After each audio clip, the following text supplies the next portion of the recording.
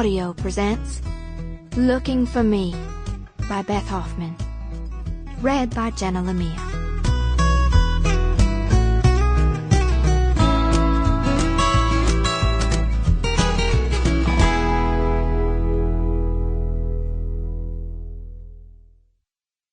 One.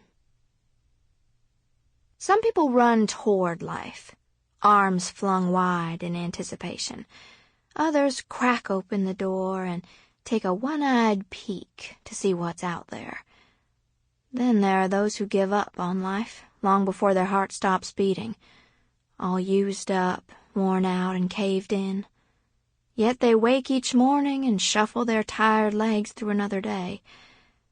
Maybe they're hoping for a change, a miracle even, but runaway dreams and lost years hang heavily on their backs. It's the only coat they know how to wear. They've become accustomed. That's what I thought when Mama pushed open the screen door and stepped onto the back porch. I was sitting on the steps folding pillowcases I'd just pulled from the line, fresh as the day and still warm from the sun. One by one I set them into the laundry basket and watched Mama from the corner of my eye, shoulders sagging, slippers scuffing as she moved toward her favorite chair.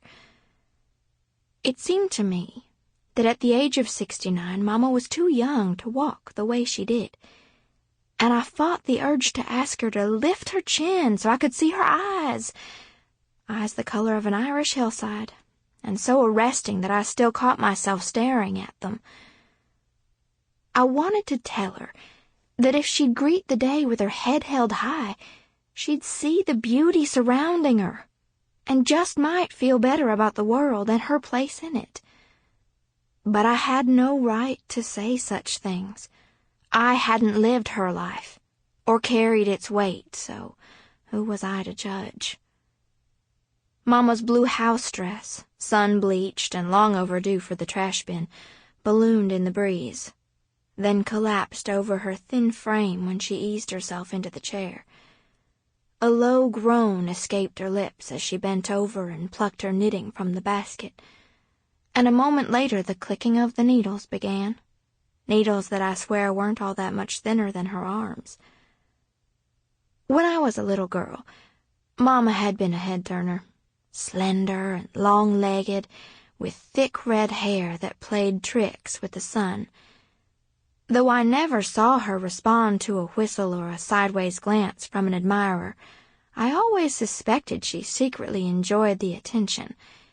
Not having inspired many whistles myself, I didn't know how that felt, nor did I know the sadness that must have come when the whistles stopped. I set the laundry aside and breathed in a long, slow breath. The air was perfumed with scents from the garden, basil, tomatoes, and chives. Ever since I'd left home after high school graduation back in 1972, the aromas of harvesting season always drew me back to the farm. And of course there was the row of crepe myrtle that grew tall along the fence, all those pink blooms against the August sky. Eddie was stretched out next to me, baking in a spot of sun. I reached over and gave his belly a rub. "What do you think of Kentucky?" He yawned and slapped his tail on the floorboards. Mama wound a strand of yarn around her finger and looked at me. "You know what, Teddy? He reminds me of that little black and white dog in those cartoons. What was his name? Do you know who I'm talking about?" "Snoopy?" "Yes, that's it. He looks like Snoopy." "I think so, too. When he wakes up in the morning and realizes that being loved isn't just a dream, he grins. I swear he does." "Where was it you found him?" "Limping down the side of the road. It was during that awful rainstorm back in March. I wrote you a note about it, remember?" "Maybe he got lost. Did you try to find his owner?" I pulled a dish towel from the basket and smoothed it over my knees. Sample complete. Ready to continue?